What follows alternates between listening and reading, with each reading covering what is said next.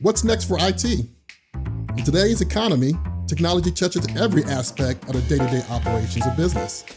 There has never been more pressure on IT to deliver for our organizations. So what can we expect over the next decade?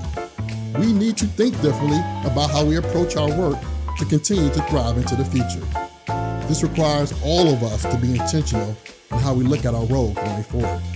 Smart IT is an approach to getting the important things done by transforming the way we think, work, and lead. And now, let's disrupt the status quo, simplify the complex, and reduce risk the smart IT way. Welcome to another episode of the Smart IT Podcast. Today, I welcome Randy to the show. How you doing today, Randy? I'm good, William. How are you? I'm doing fantastic. Just got back from vacation, had a good time, so I'm all charged up. Over in London. Oh, nice. First time. So I got the chance to see the Harry Potter bus that they have floating in the air, all the cool cabs and taxis, and then drive on the other side of the road. So I enjoyed myself. Got it. I was recently in the Magic Kingdom and Disney World down in Orlando. So lots of weird flying things and happy. I got a 5-year-old who was just beside himself with excitement. A lot of fun. We definitely got to recharge as professionals, especially in IT and cyber. Sometimes we'll look up and it's been 6 months and we haven't taken any time off. Absolutely. So I think we may have something to help us get on vacation. So maybe we need like a virtual assistant, something that's extremely smart that can track our progress, make sure we're doing okay. I don't know, Randy, can we maybe utilize AI to help us out? So people come to podcasts like this to get the nuggets and the real truth, right? So I'm going to tell you something that I haven't told my boss. I haven't told anybody I work with yet. My goal is to just put myself out of business, replace myself with an AI, and see if anybody notices. Oh, that's interesting. Close. We're getting close. The topic of AI and automation is one that is near and dear to my heart, and it's kind of been one of those things that felt a little nerdy, a little out there until about a year and a half ago, and then all of a sudden the entire world woke up, and now it is on every conversation multiple times a day. What is it? What's real? What's hype? How do we secure it? How do we make sure that when we do put in charge of things, it doesn't end up doing the wrong things and doing them very quickly? And so lots of good, interesting security context to it. And I do think that at the end of this journey, or it's going to be the rest of our careers with this stuff, but there's a significant amount of tedious work that can be automated now that couldn't be before. And we're going to have to rethink what work looks like for those kids. Like I said, my 5-year-old, by the time he's in the workforce, I don't think his job looks anything like ours. And that's both exciting and horrifying. So. I know. And it's kind of a fun, just kind of a thought exercise, right? Those things that we're not worried about anybody's doing the job today, and tomorrow we're not going to hire them to do it. Let's start right there, right? Yep. And we've been talking about for the last decade, everything in the SOC or the things that we do to help keep our systems up and running. Let's do automation. So we've been talking about it for a long time. What are the intelligence solutions going to do? But in most cases, we're still doing a lot of manual tasks ourselves, right?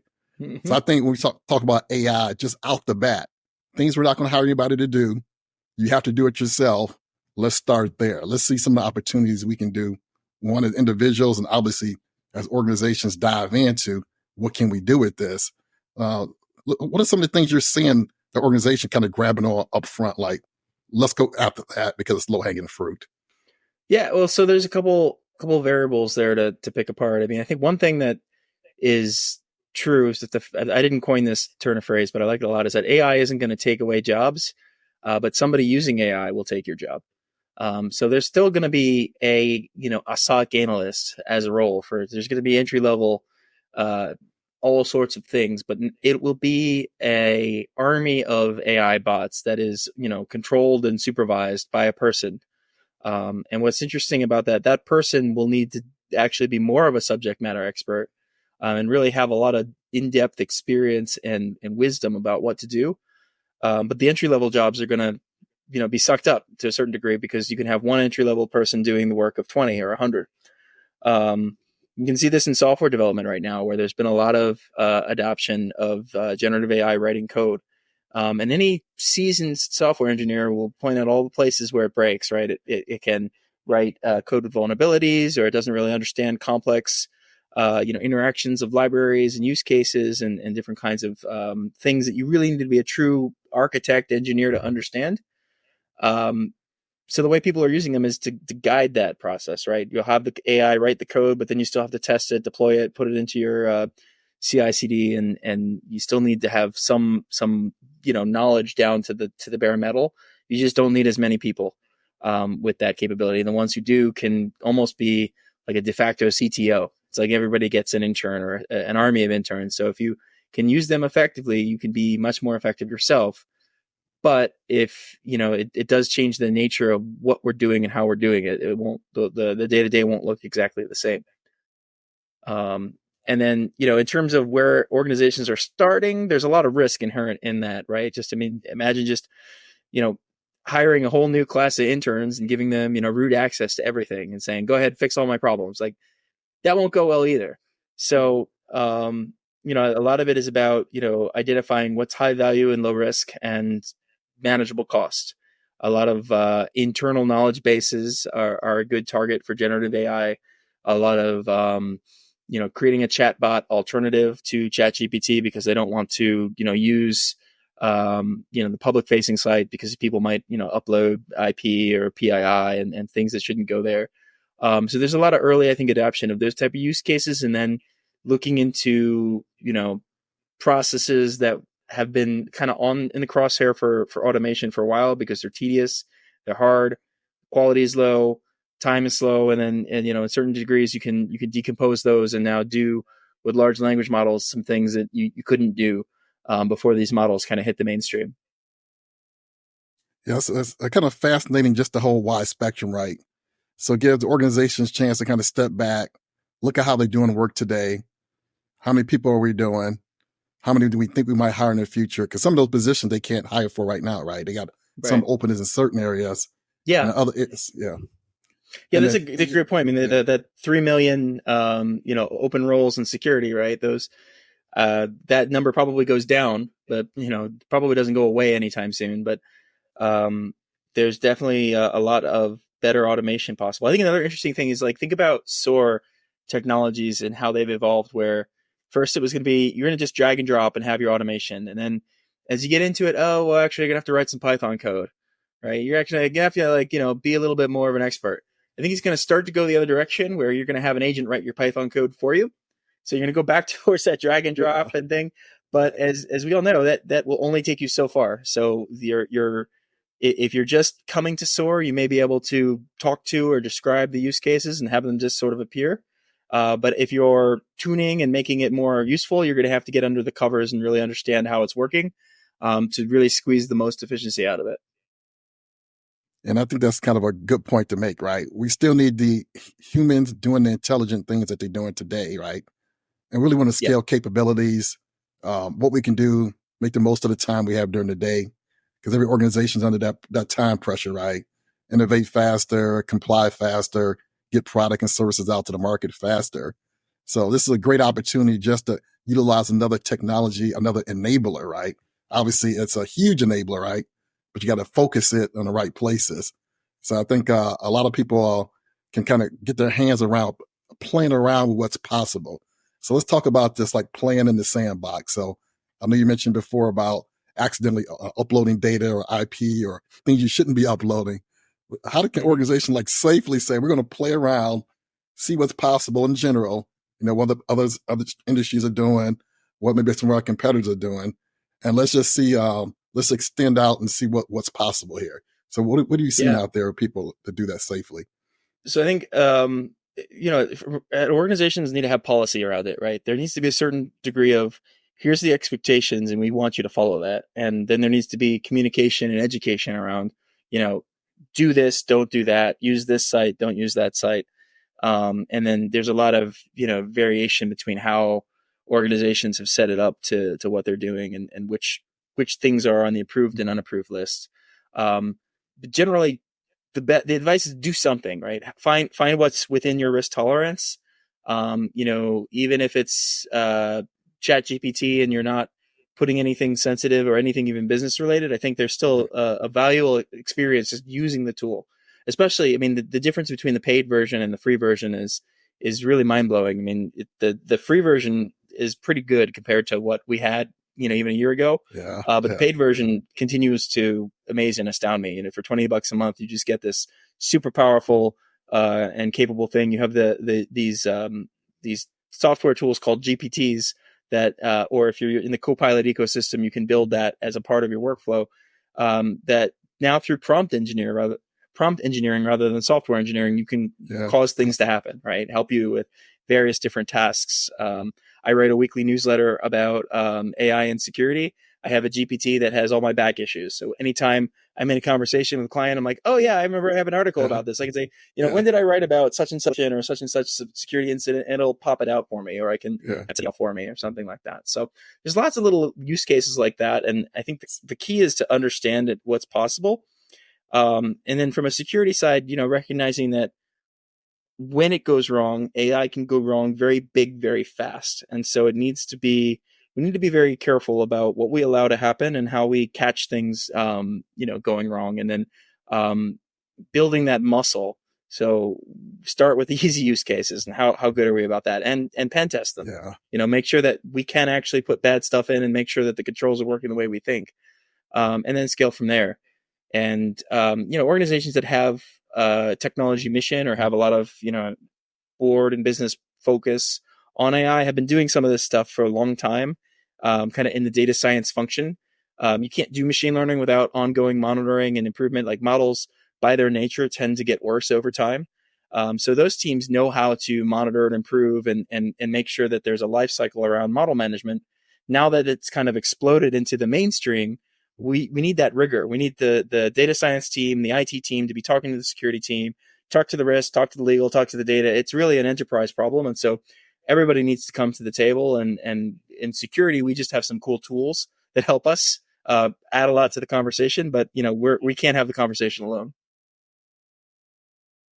Well, before I forget, look like you mentioned earlier that you got a couple of new assistants here.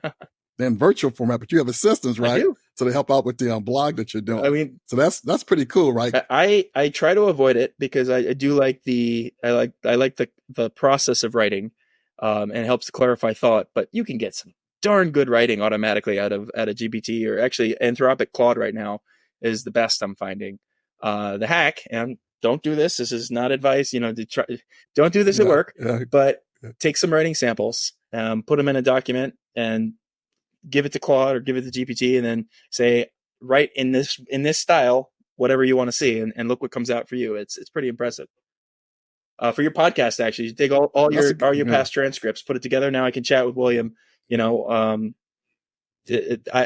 actually, there's an author I really admire, and he has a blog, and so I scraped his blog and made a GPT for my own use. I wouldn't do that commercially. I told him I was doing it. It was more of an experiment, but it was very interesting because he's got a lot of really good advice on his website that I go to. But now I can kind of talk to my virtual version of him and say, hey, I'm having this problem. How would you recommend I solve it? And he'll usually reference the AI will reference the blog, which is really just saving me a couple steps. I probably would have ended up searching and finding it. So I don't feel like I'm, doing anything that bad. What would be wrong for me to then go and commercialize it and sell it and do that? That would be unethical. But these kind of things are possible, and it really isn't, too difficult.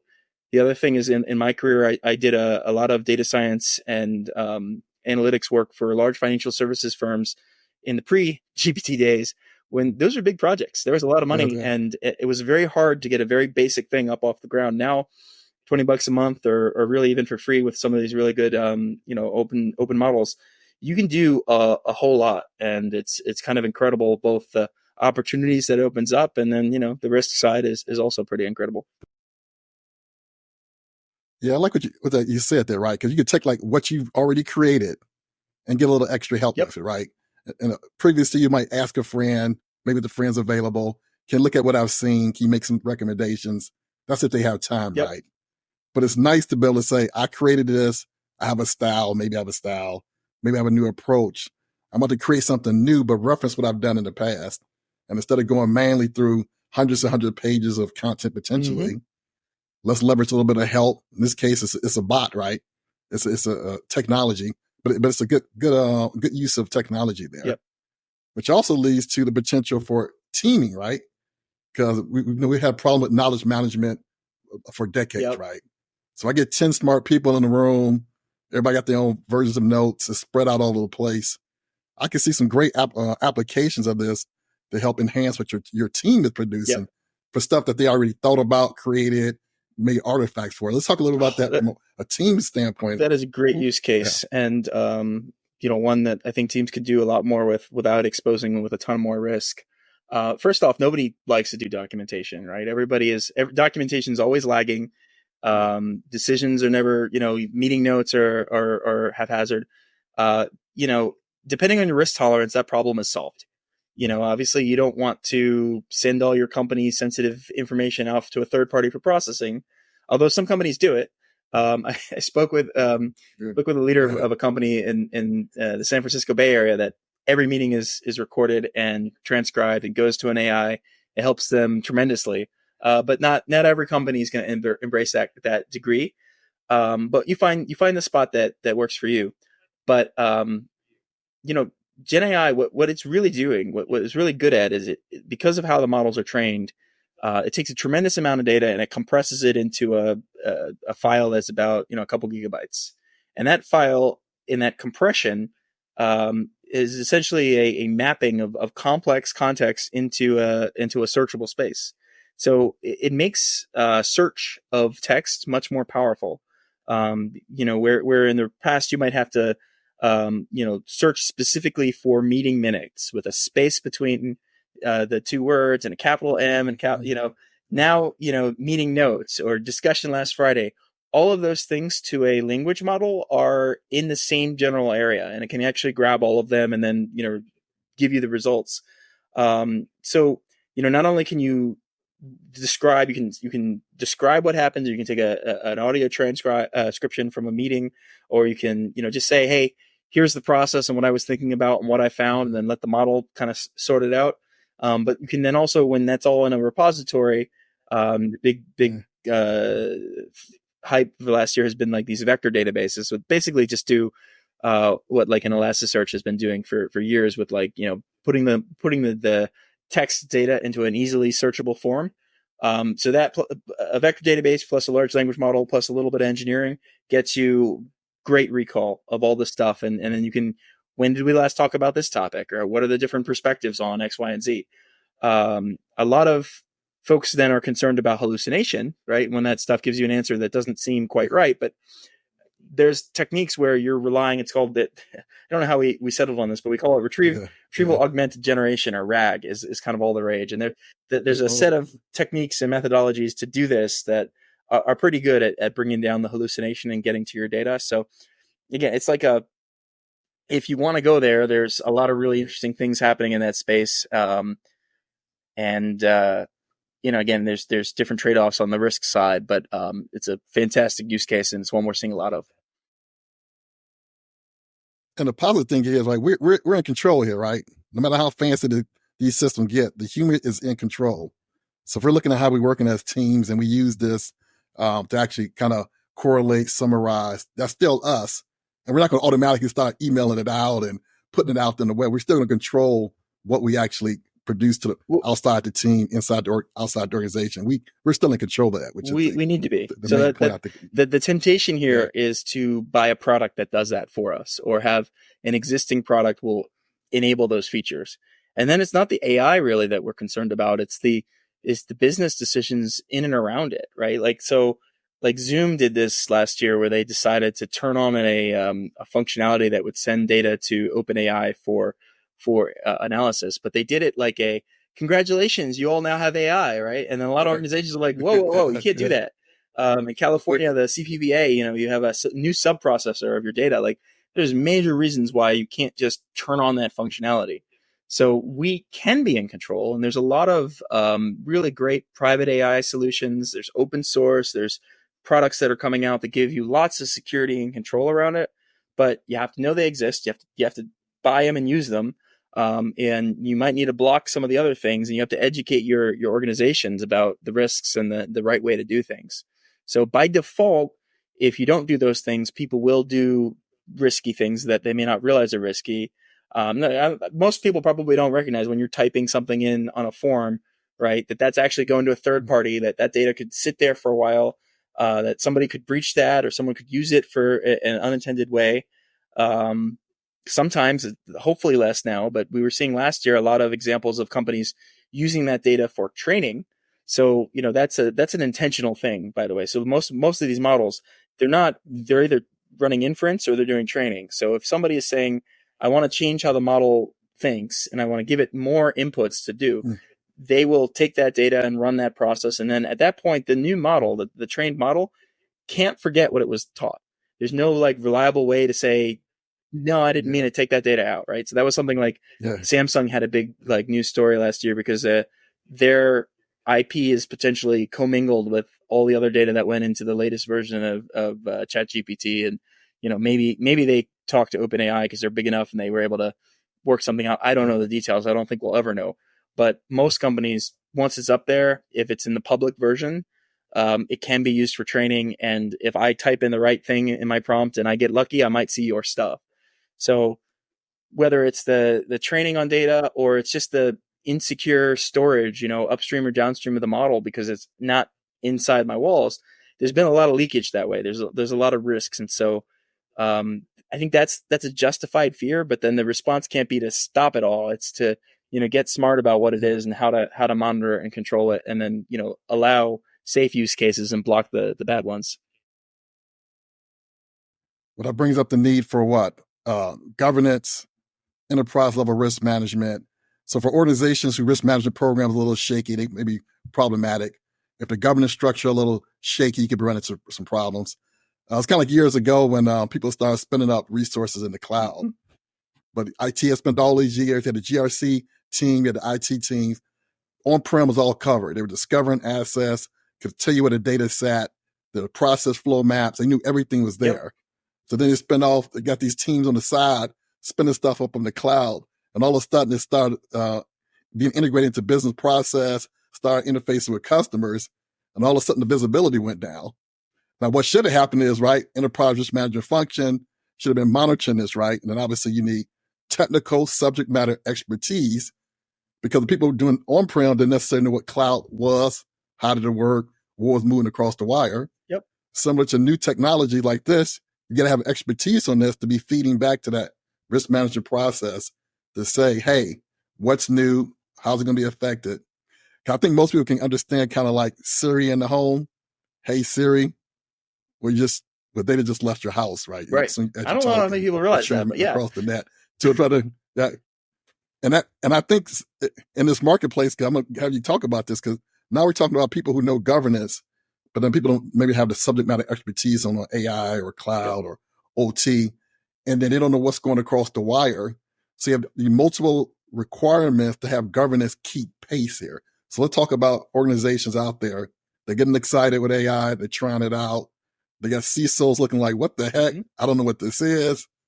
How do people get their grasp around enterprise risk management and governance keeping pace? Yeah, I mean, you're right. It's a big problem. There's also, shadow AI is just as real, if not bigger than shadow IT, because not only can I, take a credit card and open up an AWS account or open up a rogue ChatGPT account, it's also on my phone. So you can completely lock it down and I can still take a photo and then, work with things or pivot to my personal laptop and then, email myself stuff. There's a lot of bad behavior out there. And some of it is it's usually from I want to make a hard thing easier, right? There's a big pull for that, but we got to recognize that this is not something you just turn off. It's all over the place. So with governance, a lot of organizations are starting that journey or are, I'd say the first inning. There's a lot of good guidance out in the U.S. The NIST organization has put out a AI risk management framework, which a lot of our customers have seen and are looking at from an AI perspective, which it really does from a governance and high level management have a lot of really useful things. and recommendations there. A lot of the stuff that, kind of casually I'm talking about here, they specifically recommend, having an inventory of where your AI exists, having a process for reviewing and improving use cases, different things around control and awareness about, bias and ethics, as well as the security risks. What we're also finding, though, in talking to a lot of clients, is there's no one framework that has it all. There's gaps all over the place because it's new, because there's not really a consolidation yet. NIST is good, but it's actually a very interesting time right now because we're about 6 months out from when the executive order on AI went out in October of last year. And the key thing from that EO was to require all of these different agencies to put out their own guidance. So Treasury's got one, NSA's got one, there's the Labor's got one, they're all coming out. And so different industries, different things, there's a lot of standards and stuff out there. So it's getting kind of noisy. Then you've got Europe, and Europe's got its own standards and things. ISO's got some AI, ML guidance. The new AI Act from the EU has things in it. That comes from an organization from the OECD. It was very influential in writing that. They've got some good stuff. And there's many more that I'm missing out. So it's really like, it's not like there's no guidance. There's almost too much guidance. So it's like, where do you start? And the approach that we recommend and have taken with our clients is, build a framework. It's going to be customized. It's going to have, some NIST. It's going to have what are your, actual regulatory and legal obligations that you have, and probably add in a few other things. Also, kind of on the tactical side, there's really good guidance from the OWASP organization has a LLM top 10, which is a really good list of things to look out for your LLM apps. And then if you're familiar with MITRE ATT&CK, they have actually had for a while something called MITRE Atlas, which is the exact same kill chain view of tactics, techniques, and protocols, or processes, but for AI and ML. And so those are, I think, a little bit more tactical than the governance, but they're important from how are we going to detect these things and respond to them and mitigate them. So working all of that into a framework or set of frameworks that works for your organization, you begin to have a sense of what are the things that we want to do to, what are the risks, the bad things we don't want to have happen, what are the controls against them, and then ultimately, what are the tools or processes that we have to enable those controls. And everybody's kind of at like I said, at the very beginning of that journey. But AI is moving quickly, so that's where a lot of expertise is needed. A lot of work on just trying to get stuff up as fast as possible, and then have a kind of a pattern based approval process. Right? If you can get through this whole process and say, for a chatbot that is only internal facing, here's what we need to have in place as controls, and here's how we do an assessment, and get that done end to end. Launch that, right? And then if you want to talk about an autonomous agent that can look at your financials, figure that out next. And don't try to boil the ocean and do everything all at once. Try to deliver some wins on the use cases and build that muscle of AI security that needs to coexist with your existing GRC. Yeah, I can imagine there are quite a few boardrooms right now, every session asking that same question. Is it okay for us to move forward? Yep. Right? And we got some organizations who are still using spreadsheets to track their governance structure. They got third-party risk management problems, supply chain problems, emerging threats. So it can be quite overwhelming. And then to actually map that back to the technical aspects, CIOs, he's already locked in on cost controls. CISO's worried about ransomware. You can just really overload a team here with all these different challenges here. Yeah. And then, as you said, with the regulation, so it's visibility is like, we don't even know. We've had CISOs. We don't know our exposure. How much AI is being used? Where is it being used? How bad is it? A lot of people are flying blind. And again, there are tools and approaches where you don't have to be, right. With security, we have visibility into the full network if we want it, right. We have the tools and capabilities, but a lot of times just connecting those dots. Or recognizing that at the end of the day, AI is software we know how to secure. So it's taking our existing tools to cover those new controls. In some cases, there are some new types of problems that we need to innovate or adopt other people's tools for. But like at the end of the day, that is doable, and I think security has a really big role to play. One which is exciting because a lot of the business needs us to be on board, and we can be in the business of enabling versus the business of no.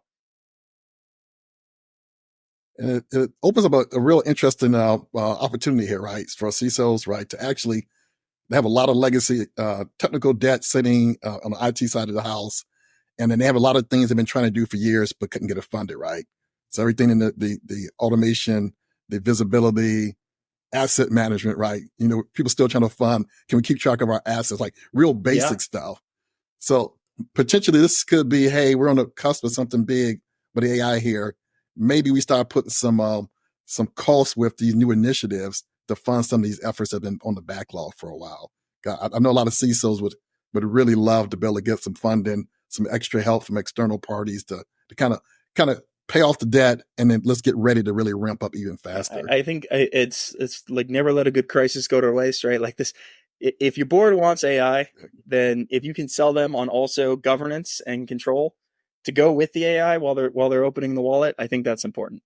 Like with tech debt, there's now, because we can have AI write code, and the task of cutting over, massive projects, those can be done a lot cheaper. There's still, you got to do quality, you have to have code review, you have to be very careful on how you do it. But again, in saying this as a consultant, right, projects of these massive teams of relatively junior consultants doing simple tasks, that business is going away. Those will be massive teams of bots with mid and senior consultants doing supervision. But there's an opportunity in that cost delta to take that money and to use it for building. And I read a lot of history and think kind of like, long term, where is this leading us, right? And we have Moore's law since the invention of the microprocessor, that every year, compute gets cheaper and cheaper, and capabilities go faster and faster, right? The amount of microprocessors on a chip doubles or something. The same kind of pattern is continuing into the GPU space, into the AI space. So without predicting specifically, I think that GPUs will do however many, billions of flops or whatever. The trend is clear that over time, this capability gets cheaper. It gets more democratized. And the competitive edge that your software has over my software probably erodes. What are we left with in business or in life? I really think it's, the data and assets that we protect, right? The stuff that is uniquely ours, and our reputation. And the wonderful, terrible thing about AI is it's so dang fast. You can blow those away in an afternoon with AI, right? You can massively screw up your customers and have them never trust you again. You can have your data exfiltrated or sent somewhere it doesn't belong. But to me, that just means security is more and more central to the core asset and the core function of a business, because in the future, like at some point, I want some software, I will describe it to an AI or to a senior person using AI. That software will show up in my stack, right? I mean, I want to go into some kind of a business and I feel like I've got the operational and people side, and I just need the technology. AI will just make it happen. And that could be wonderful, or that could just be, career ending. So that is the world I think we're moving to.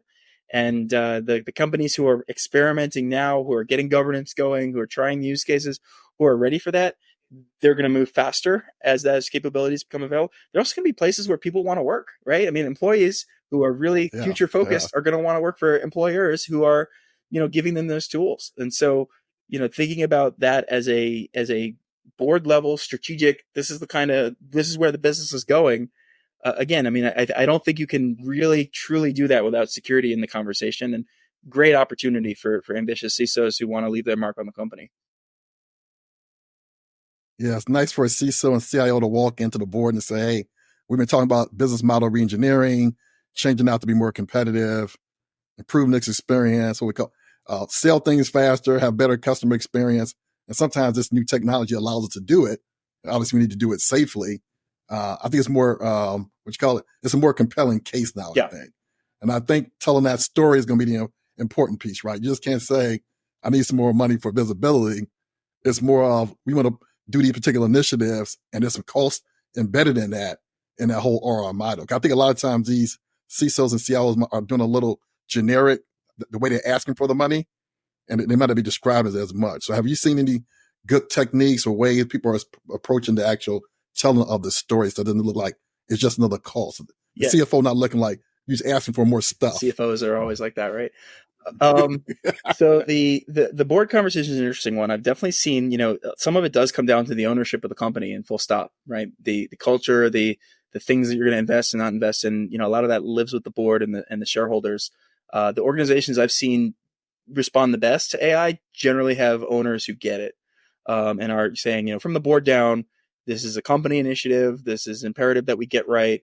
Maybe they'll point to the CIO or CDO or CDAO or whatever and say, you're responsible or you're accountable, but it's a company initiative.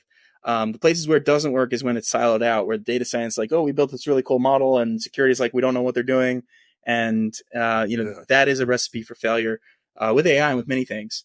I find that when speaking with boards and CFOs, and I have a really good friend who's a CFO, so I feel like, I tease him about this a lot, but, if you can't speak in the language of money, and return on investment, then you're really not, translating. And, a lot of, security doesn't have that, experience, and a lot of reporting just in general. Another thing that my practice focuses on is metrics for boards and for executives is, things and stuff, right? Like we closed so many tickets, or we have so many vulnerabilities, and it tells you nothing. In fact, it probably is counterproductive, because someone who hasn't seen how much is going on will see that and say, oh my God, what is my security team doing? Why do I have 10,000 vulnerabilities?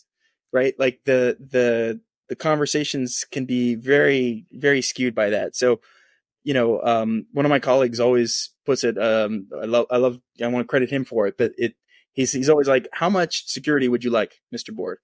You go to the board, it's never about, you can't actually put a dollar figure on it. You're never fully secure. You don't actually have a dollar figure on security, but you do have a curve, right? And for X amount of dollars, you get A outcome. And for Y dollars, you get B outcome. And you can go to infinity, and that risk can get smaller, smaller, smaller. But at some point, you do have to, cut it off. And so framing things in that way, also a common mistake I see is not looking at progress over time. So again, just saying we have 10,000 vulnerabilities, right? What did we have last quarter, right? How is that going up or going down, right? How does that also compare to my peers in the industry, or to, notable events that could have caused that to spike? So really, it's both telling a good story, and having a a hero and a villain, and a beginning, middle, and end. All that's important for actually going and speaking and having the conversation, and then trying to tie it back to, instead of things and stuff, dollars and cents. Because we invested in this product or in this team, we're seeing this corresponding change in the metric. If we want to talk about AI right now, I'd stay away from a cost saving discussion, because right now we're not actually seeing a lot of cost saving, because it's still early. You can save costs, but everybody's just spending so much on learning. But I think, by we have so many use cases, or we've got so many patterns, and, this is the progress we've made since the last reporting period in terms of getting these things into production, or here's how many, the man hours that we've saved, in this very tedious process, because we put an automation in place. And that man hour, the average FTE cost equates to, dollars and cents savings.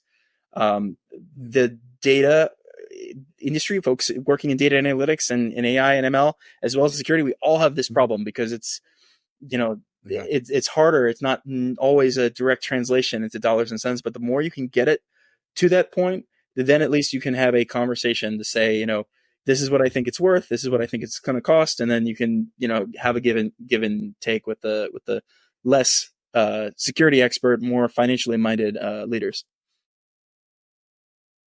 Yeah, we're just telling them we can fail faster because we got some additional capabilities. I said, what does that mean? Well, before, we got these gaps we've been talking about for the last 3 to 4 years. We still haven't filled them. We're making progress. However, we got some new things over here that your line of business is looking at, the marketing department, product development. They're moving full speed ahead, but we want them to innovate a little bit, so they need to play more.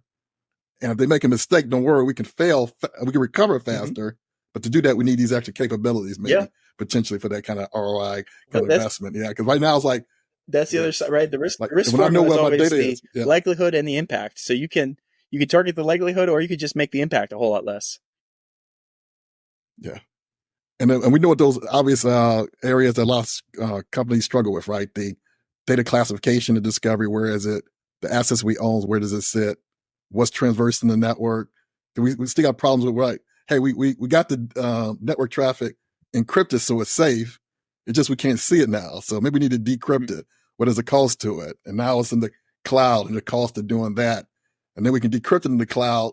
And just on top of that cost, we having trouble analyzing it. Well, can we use AI to help analyze it? So it's going to be these interesting things where it's like we have new capabilities, things are changing, but sometimes you don't know what the basics are. And then telling that story, like you said, back to the CFO, these are things we need to clean up. They're very technical, but there's some cost to it. And over a period of time, it'll allow you guys to fail faster, recover faster, and just innovate faster. And I think that probably will help a lot of CISOs and CIOs. And I love that too. That the basics are so critical. Like again, I'm Mr. AI at Optiv. Like I love talking about this stuff. I love building it. A lot of times it's not the right answer. A lot of times, you want to talk about sophisticated detections in the SOC using AI and all sorts of things. How's your MITRE attack coverage, right? Where are the detections based on, up-to-date threat intelligence, good signatures, good IPs? Like, how are you doing that, right? Because there's the incremental benefit. And, are you covering the basis before you go and do all that stuff? And are there, even as you get into the AI ML world, there are models that are a lot cheaper for sure. And also a lot more transparent where you can actually see how it made the decision, versus using an LLM where it's basically opaque. And so, picking the right tool for the job, and again, understanding those trade-offs and really covering over the basics before you start bringing in this, like use your 20% time or spend some time applying, innovating, build some use cases. Cause I think it's important, but, as you're getting familiar with the world of LLMs, you're going to learn a lot of the basic concepts that you also need for logistic regression and decision trees and a bunch of other much simpler models that ultimately can help your business, can help you achieve some of these objectives. So you may end up finding other things to do that are cost effective. And so it's definitely important to play, but also to be very very focused on the basics before you try to boil the ocean. Right. And that's a good point you made about the opaque model, right? Now, we ran into a problem with the financial industry, right, where there are some very, very sophisticated models created, and people didn't know what they did or what all the inputs were, how the decision was being made, and then they were kind of fuzzy on some of the outputs. So I like what you said there. So you should be able to figure out, once the system gives me a recommendation, do I just take it and run with it, or do I need to look at it, see if it makes sense? Maybe as I'm experimenting, compare that decision recommendation to one my team did, and then kind of make sure we have some type of checks and balance to figure out before I push a button or change some process or do something else, that we have some idea of what was spit out by the machine there. Yep. I think it's a deliberate kind of a governance decision to go in and build a model that is more verbose, that'll, it's like a chain of logic, right? So I think where you see like researchers and like Silicon Valley companies are going, they want to have one model that, you give it your problem, it gives you an answer. But the reality is it's probably better to have a chain of models where each step along the way, you can kind of see what was decided and what got fed to the next one. The other thing side to it too is how critical is the output, and what would happen if that was wrong, right? Have some sort of a risk review. The EU Act actually does this, explicitly by classifying AI in different industries and categories as high risk or not, right? So if you're in the EU and you're doing an AI product that touches healthcare, touches elections, touches food and public services, like those AIs are considered higher risk, and as a result, they must be transparent. They must have a human in the middle. You are required to make sure that model is not just interfacing with the world unsupervised, even if it was right every single time. So there's a lot of different consumption patterns, and I think as you get more mature as an organization and you've built use cases, the first one or two, you probably keep them low risk. You probably don't let them do anything anyway. But as you get that maturity, the conversation does need to be about, monitoring, oversight, and assurance that it's doing what we think it's doing, and that it's producing, artifacts, logs, or documentation that we can actually see, audit, reverse what it was doing. The other thing too to realize, because AI can be very risky, but it's no different than having people do things too, and in some way, because you can't trust people 100% all the time. And I will say one thing on the side of AI is, I can have an AI model do some analytical task for me. And again, if you spend $20 on the GPT, Chat GPT, you can see the code interpreter tool do this, but it'll go through, it'll write the code, it'll run the analysis, and it'll write out all of its assumptions along the way, so that when I get an answer back from it, I don't just get like a graph or a piece of code. I can see why it did what it did, which is really all I could ask for a human as well. So, there is a trade-off back to that like documentation thing. Is AI will be better at producing its own documentation, but it's a governance decision to make it create that documentation and actually use it. And, don't just do things that are easy, do things that are right. That's fantastic, Randy. I think it's safe to say that AI has a lot of potential here, a lot of good opportunities. And as with all new technologies, we just need to have the proper guardrails in place. So as we kind of wind down this episode, is anything that you would like to leave the audience with? So IT leaders, CIOs, CISOs, chief risk officers they're taking all this information in from the public on AI. We got to get on top of it. Any parting words for them? I mean, I think that the overarching theme, if it hasn't come across, is that this is a big opportunity for everyone in security to really, play a role in helping to have our companies embrace the benefit and protect from the risk. And I really do think security has a bigger role than a lot of people I talk to at first realize, is how important it is to be successful, that we're engaged and that we're aware of these issues. So first, I hope that excites you if you're listening to this and you see your role in what's to come. Second, it's impossible, even with all of the AI bots and stuff we were joking about, to stay on top of it all. And so, really, as with many things, we know the bad guys are talking. So as good guys, anytime we can share information, share best practices, a big motivation on why I'm so vocal at Optiv and on LinkedIn is just because it's just the right thing to do. And so certainly on an individual level, as well as on an organization level, if there's anything we can do to help you on that journey, that's not a service we charge for. That's just let's go talk and be good citizens. Of course, we have services too that we'll charge for, but this is such a new space and it's so critical that we all, get this right and really contribute towards a highly functioning, good for everyone AI society that, that it's just important to engage and share. And so, if nothing else, if you're not excited, I hope you got excited from the conversation. And if there's anything that I can do or elaborate on, please don't hesitate to reach out. That's been awesome, Brandy. Yeah, I really appreciate your time today. Great conversation. No problem. Thanks for having me. All right. That's been another episode of the Smart IT Podcast. Until next time, take care.